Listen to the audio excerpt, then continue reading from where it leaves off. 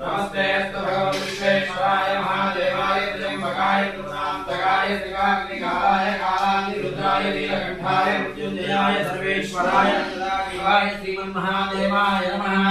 नमो हिरण्यवाहवे सेनाध्येध्यानसपदये नमो नमः। श्रेभ्यो हरिकेशेभ्यः पशूनां पदये नमो नमः। स्वस्तिञ्जराय कृषिपदे दीनां पदये नमो नमः।